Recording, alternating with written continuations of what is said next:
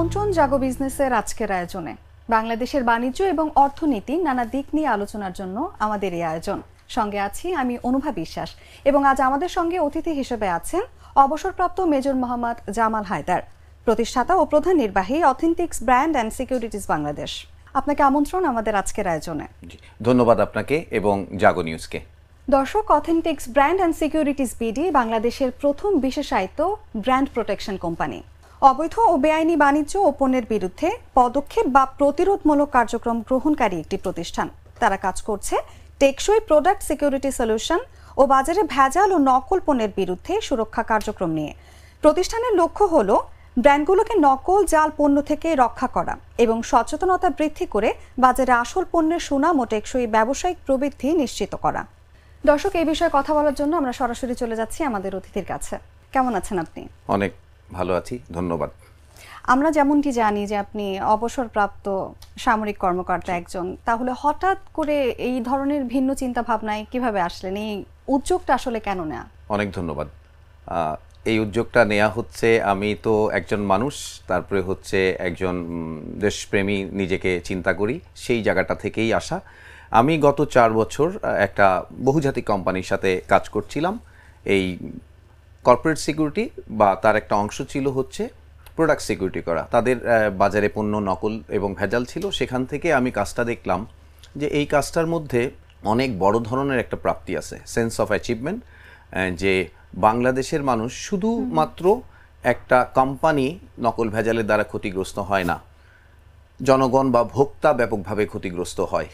এবং এই কাজটাকে আমি এই কাজ করতে গিয়ে অনেকগুলো জিনিস আমি উদ্ভাবনের মধ্যে আনলাম, অনেকগুলো আন্ডারস্ট্যান্ডিং বা বুঝ আমার মধ্যে আসলো যে এই কাজটাকে আমরা যেভাবে দেখি এবং যেভাবে বহুজাতিক কোম্পানি করে তার চেয়ে অনেক ভালোভাবে প্রফেশনালি পণ্যের নিরাপত্তা দেওয়া যায় এবং সেইটা অ্যাকচুয়ালি টেকসই পদ্ধতিতে দেওয়া যায়, যেটা আসলে মানে ওইভাবে মানুষ ভাবতো না। তো আমি চিন্তা করলাম যে এই কাজটার মধ্যে একদিকে আমার একটা মানে কর্মসংস্থান বলবো বা এক ধরনের ব্যস্ততা আসবে, 2 নম্বর জনগণ উপকৃত হবে, আর একটা বাণিজ্যিক কোম্পানিকে আমি সেবাটা দিতে পারবো।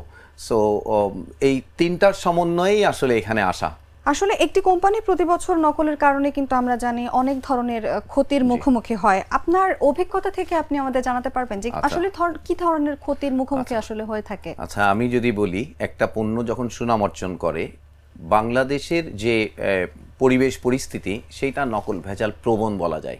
জি, মানে এটার 8টা খুব সিগনিফিক্যান্ট কারণ আছে। তার মধ্যে হচ্ছে দেখা যায় যে আমাদের নৈতিক শিক্ষার জায়গাটাতে রেগুলেটরি দুর্বলতা, সরকারের প্রায়োরিটির অভাব, তারপরে হচ্ছে যিনি ভোক্তা তার জ্ঞানের সীমাবদ্ধতা, প্রভাবশালী চক্রের এর সাথে সম্পৃক্ততা, তারপরে আমি যদি বলি যে সামাজিকভাবে এটার প্রতিরোধ নাই, মিডিয়ারও ওইভাবে আকর্ষণ নাই, সবগুলো কারণ মিলে যেটা হয় যে নকল ভেজালের প্রতি চক্রটা সক্রিয় হয়ে যায় এবং সেটাকে বাধা দেওয়া যাচ্ছে না। এখানে 4টা ক্ষতি হয় বেসিক্যালি। প্রথমত, ওই কোম্পানিটা যার প্রোডাক্ট, অরিজিনাল যে প্রোডাক্টটা বানাচ্ছেন যিনি প্রস্তুতকারক, তার সেলস কমে যাচ্ছে, তার আসল জায়গার মানে তার বিক্রিটাকে শেয়ার করে নিচ্ছে নকল বা ভেজাল বিক্রেতা। আর 2 নম্বর যেটা হচ্ছে, বদনামটা এসে পড়তেছে ওই কোম্পানির উপরে, বিকজ ভোক্তা যখন ওই পণ্যটা ব্যবহার করে সেই মানে প্রাপ্তিটা হচ্ছে না যেই কারণে, তখন আলটিমেটলি এখানে ওনার সুনাম নষ্ট হচ্ছে, সে সেলস পায় নাই, আবার সুনাম নষ্ট হয়ে গেল। আচ্ছা, তারপরে হচ্ছে এই নকল পণ্য স্বাভাবিকভাবে মানহীন জিনিসপত্র দিয়ে বানানো হয়, সেটা ভোক্তাকে ব্যাপকভাবে ক্ষতিগ্রস্ত করছে। ওদিকে আবার চ্যানেলের প্রবলেম হচ্ছে। চ্যানেলের বলতে হচ্ছে আমি যে রিটেল শপের মাধ্যমে বিক্রি করছিলাম, চ্যানেল ও সেলসটা পাচ্ছে না, ওর মনের মধ্যেও এক ধরনের খারাপ আসতেছে। আর ওভারঅল ওই ব্র্যান্ডের আমি বলবো যে একটা ডিক্লাইন স্টেজের দিকে আস্তে আস্তে চলে যাচ্ছে, বিকজ ও ধরে রাখতে পারছে না তার যে সুনাম, এবং যেটা হয় যে ব্র্যান্ডের একটা গ্রোথ স্টেজ থাকে, তো সেই গ্রোথ স্টেজটা সেইভাবে মানে নষ্ট হয়ে যেতে থাকে। আর এটা যদি শুরুর দিকেই নকল চলে আসে তাহলে দেখতে ওটা গ্রোই করতে পারে না। তার মানে বাণিজ্যিকভাবে পুরো জিনিসটার মানে ব্যবসায়িকভাবে বড় একটা ইম্প্যাক্ট আছে নকল ভেজালের। বাংলাদেশে আসলে প্রতিটি সেক্টরে আমরা দেখতে পাচ্ছি এখন নকলের ছড়াছড়ি, ভেজালের ছড়াছড়ি। আমি যদি বলি কীটনাশক থেকে শুরু করে ওষুধ, প্রসাধনী, প্রত্যেকটা সেক্টরে কিন্তু মানে নকলের আছে। ছড়াছড়ি জি। এবং আমরা যদি বলি ভেজালের কথাটা, প্রত্যেকটা সেক্টরে এই ভেজাল পণ্য আমরা পাই, জি। আসলে এটা রোধ করা যাচ্ছে না কেন?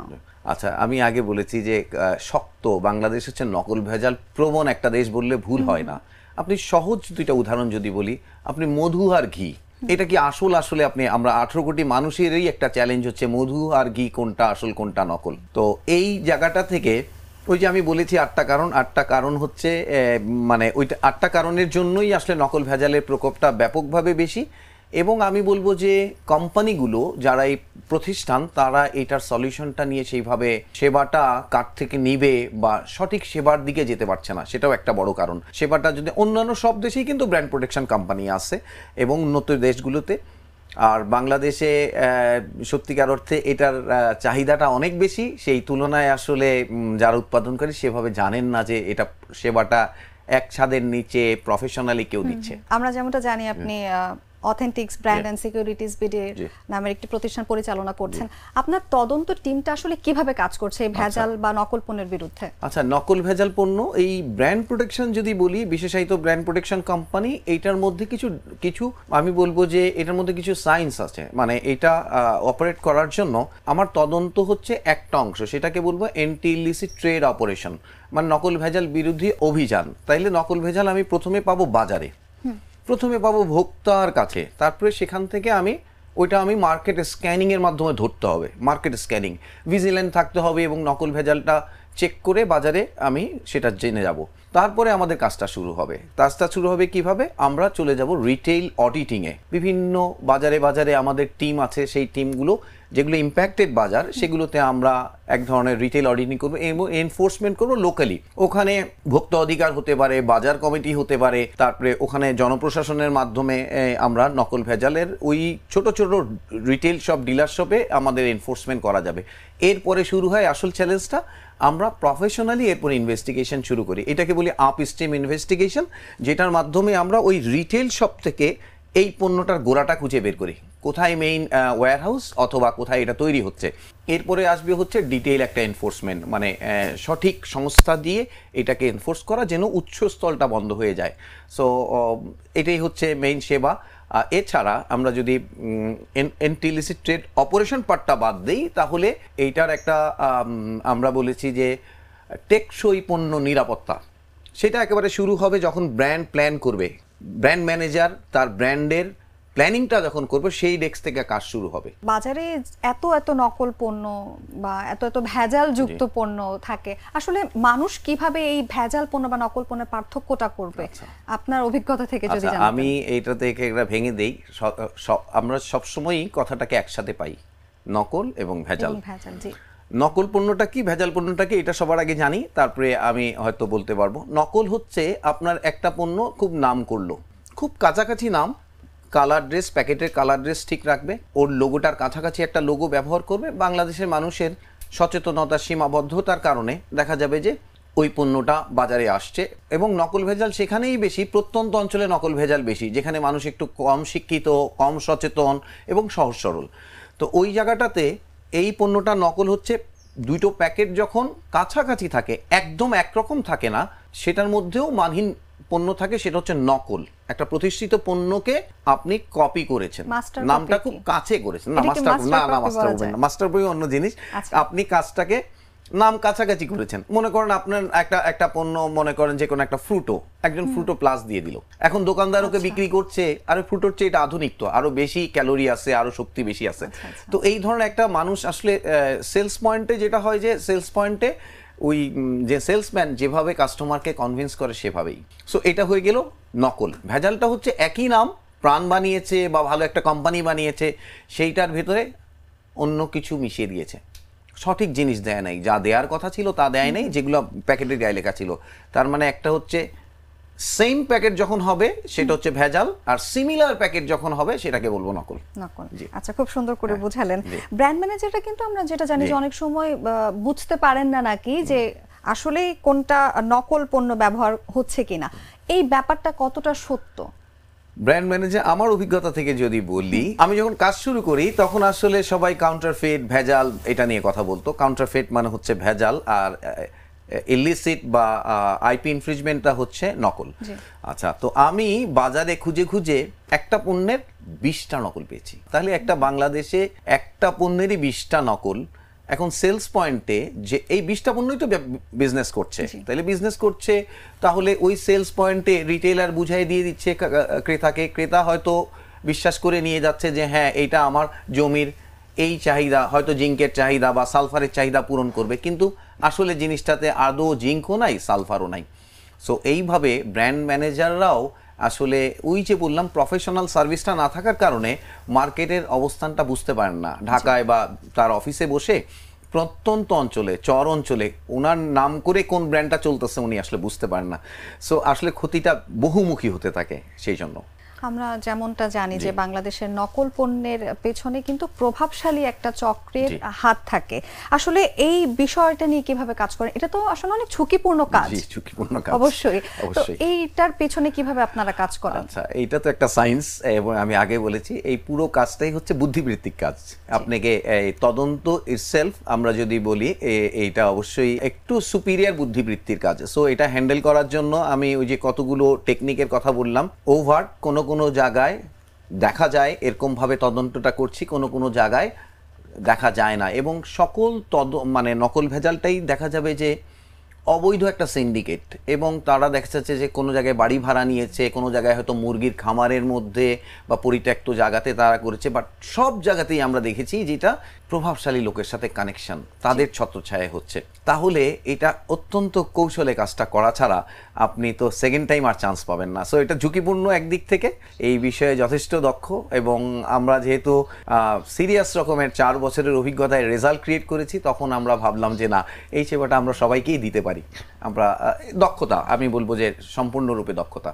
আসলে খাদ্যের নিরাপত্তার দিকে কিন্তু আমাদের অ্যাটেনশনটা বেশি দেওয়া উচিত, যেটা আমি মনে করি। এবং সেই ক্ষেত্রে যদি আমি বলি যে কৃষিতে কীটনাশক বা সারের এই যে নকল পণ্য ব্যবহার, এটা আসলে আমাদের খাদ্য পণ্যের উপর কতটা প্রভাব ফেলতে পারে? কৃষিতে নকল ভেজালটা এক্সেসিভলি বেশি অন্য যে কোনো জায়গার চেয়ে। কারণ হচ্ছে আমি যখন কাজ করছিলাম এটা দেখে খুবই অবাক হয়েছি যে প্রশাসনের একেবারে ইউনিফর্মে কাজ করছেন, উনি একটা নকল ভেজাল ফ্যাক্টরি অপারেট করেন।